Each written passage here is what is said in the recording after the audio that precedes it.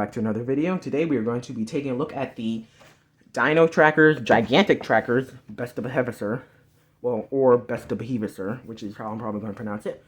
But first, let's take a look at the box. First, it's a desert biome animal. Has a dino tracker logo. Blue and beta back there, but covered up by the tail mostly. Jurassic World logo, of course. And then the back of the box showing the other figure, which I did actually also find at Walmart, but I already ordered since that was a definitely need figure I needed. But yeah, that's pretty much it. Let's get it out of the box. So let's just cut these wires.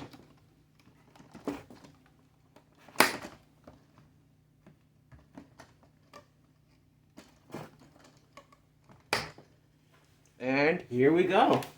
We can just take this out of the box. And the tracker gear I'll take out of the box real fast. Here's the tracker gear, which we'll probably put on at the end, but let's take a closer look at this figure. So first it has a very nice head sculpt. Some pretty big teeth, but I don't mind. Also some larger scales on the chin. And some nice bony osteoderms on the top.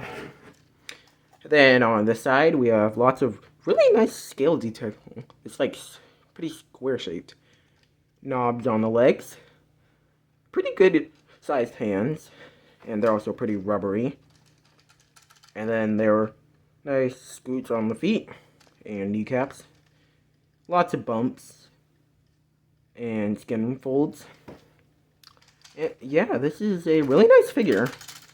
First, let's move on to articulation. Which, it doesn't have any in the tail, surprisingly. But the legs move backwards. And all the way forwards. And they do not, and they move slightly outwards. Not very much, but they move outwards. So yeah. And then also the arms move forwards and backwards. And outwards. And then you can move them back inwards. So, that's nice. Now, the other action features and articulation are actually part of the action feature. So, first we have the button on this side, which flexes these quills, which I kind of forgot to mention, but very nice. Interesting, kind of bizarre, but it's something unique. And finally, Mattel did do something unique that's not horrible like the action feature for the Giganotosaurus. That was understandable, but this is pretty nice. And then there's also a biting action feature,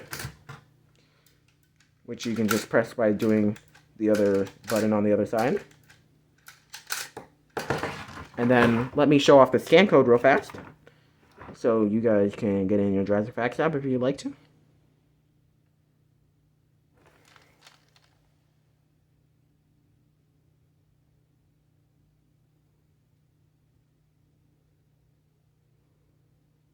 But anyways, there's that. Now, let's actually measure the figure. So this Bistahieversor comes in at about... Oh, sorry for knocking that over. Let me just stand that back up. But comes in at about 1 foot and 2 inches, I'd say. And then at the hip, 5 inches, and at the top of the quills, 6. While at the top of the head, nearly 5. So yeah, now let's actually do the size comparison before we can compare it to some other figures.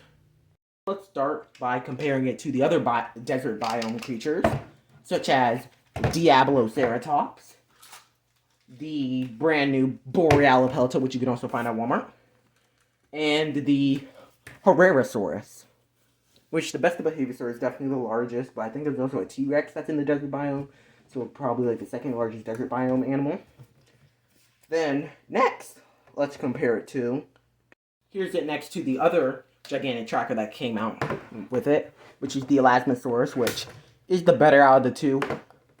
But now I have both of them, which the Elasmosaurus is ginormous compared to it.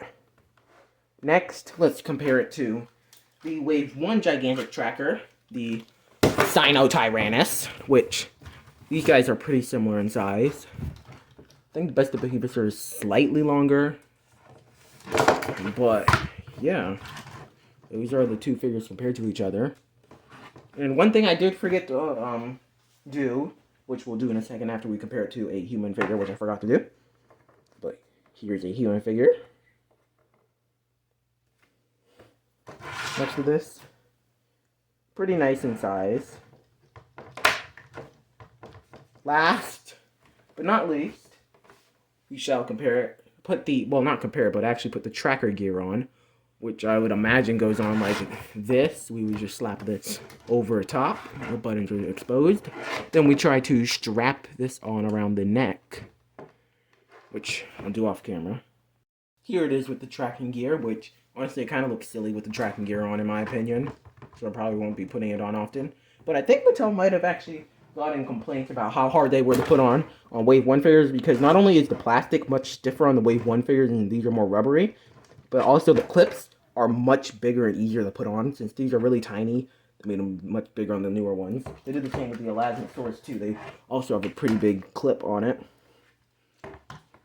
But, yeah, that is the Bistahieversor with the tracker. I'm going to take it off for the rest of the review, though, because I'm not a fan of it being on too much. Kind of just like the actual dinosaur, but, yeah. What I rate this figure? I rate it pretty good. I think it's maybe like 8 or 7 out of 10. It's a pretty nice figure. I would recommend picking it up if you see it. Yeah. I was kind of shocked seeing this figure because I saw it at Walmart. I was expecting to maybe see it at Target or not even see it at all in stores. But so far, Walmart has been getting the newer stuff, and Target hasn't been really getting much except maybe a few Hammond collections. But yeah, I'll try to put a link to this in the description, and I will see you guys in the next video. Goodbye. Hello there. I'd like to let you guys know that, well, let me show you. We've got merch. So, please buy some merch.